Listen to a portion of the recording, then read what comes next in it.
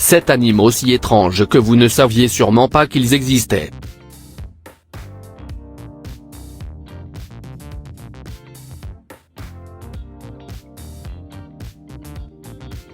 Numéro 7.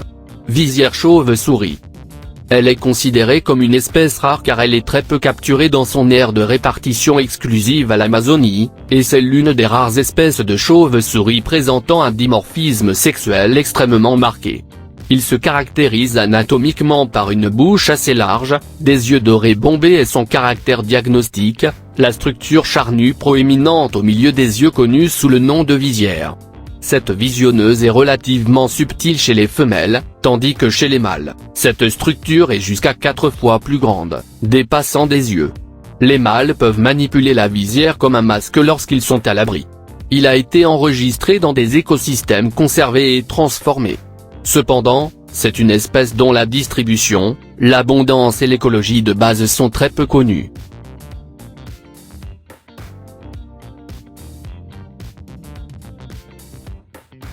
Numéro 6.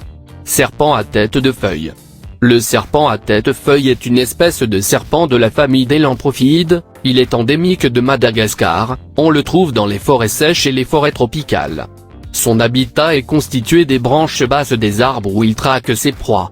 Il atteint 1 mètre de long, a des habitudes arboricoles, a une tête allongée avec une petite extension ou un appendice sur la mâchoire supérieure et est sexuellement dimorphe.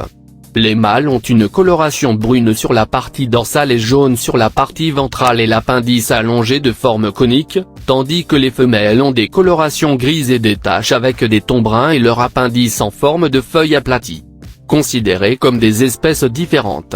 La fonction ou l'utilité de cette annexe n'est pas connue, en plus d'aider au camouflage de l'espèce, étant confondue avec des branches et passant ainsi inaperçue de ses prédateurs. On les voit souvent pendre à une branche avec la tête dirigée vers le bas. Il a des crocs et des glandes à venin, et bien que la morsure soit douloureuse pour l'homme, elle n'est pas mortelle. Ce n'est pas un animal agressif et préfère s'échapper lorsqu'il est menacé.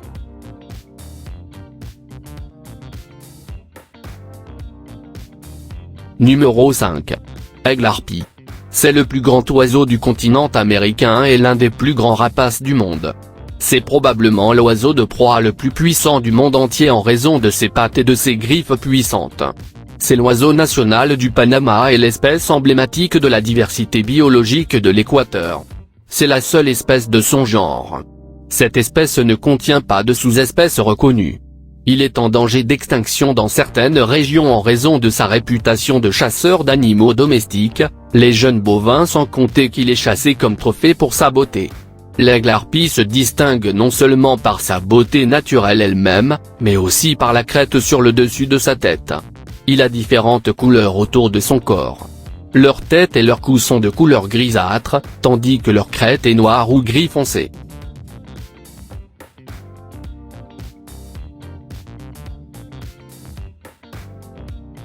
Numéro 4. Colombe Budapest. Les frères Polt ont sélectionné cette race de pigeons en 1907 à Budapest. Pour ses bonnes caractéristiques de volume, ces animaux sont capables de voler pendant 5 heures sans s'arrêter pour se reposer. Actuellement, ils ne sont élevés que pour des compétitions similaires à celles des autres animaux domestiques, où la couleur, la taille et la forme de cette race sont récompensées. Les caractéristiques les plus frappantes de ces pigeons sont leurs énormes yeux exorbités, qui rappellent ceux des grenouilles ou des hiboux, et la forme aplatie de leur tête qui a presque la même largeur et la même longueur. Les yeux, comme on peut le voir sur certaines images, ressortent encore plus lorsqu'ils n'ont pas atteint l'âge adulte. Tous les spécimens de pigeons domestiques sont des descendants du pigeon sauvage, qui ressemble beaucoup aux pigeons que nous voyons dans les villes.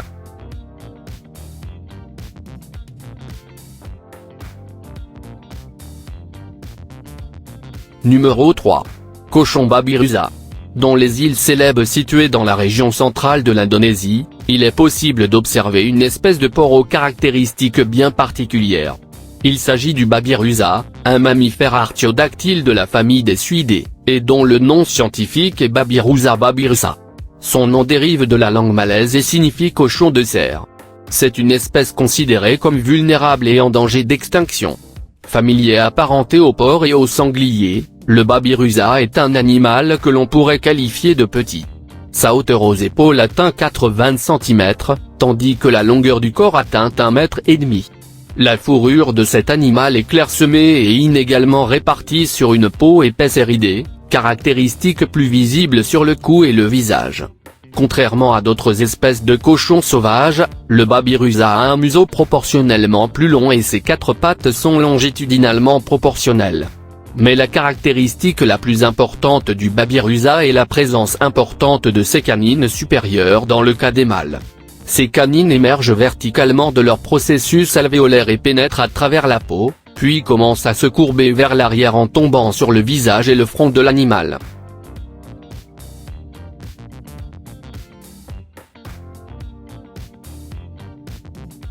Numéro 2. Oiseau fantôme. Étrange oiseau nocturne comme un croisement entre un hibou et un road busté. Avec une grosse tête et d'énormes yeux jaunes, principalement brun grisâtre avec des marques irrégulières. En plus de la taille plus petite, la ligne noire de la moustache permet de la distinguer du grand poteau. Ils passent la journée perchés au bout d'une bûche où ils se font parfaitement et devient très difficile à détecter. La nuit, ils chassent principalement les insectes à la volée depuis un perchoir exposé. Trouvés dans les habitats boisés avec des arbres clairsemés, tels que les lisières des forêts le long des rivières et des routes, même dans les parcelles forestières perturbées.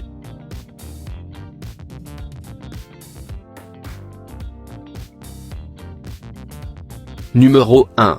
Cocon de papillon aile de tigre. Dans ces images, nous pouvons voir l'apparence surprenante de la chrysalide de l'espèce Mechanity polymnia, connue sous le nom de papillon à ailes tablies en raison des dessins qui présentent leurs ailes à l'âge adulte. Ce papillon peut être trouvé du Mexique à la forêt amazonienne. Entre le niveau de la mer et 1500 mètres d'altitude dans pratiquement tous les habitats. Elle mesure entre 6 et 8 cm et les larves se nourrissent principalement d'espèces du genre Solanum. C'est un papillon avec un très mauvais goût pour les oiseaux, c'est pourquoi d'autres espèces de papillons et d'insectes ont imité ces motifs de couleur, pour éviter les prédateurs.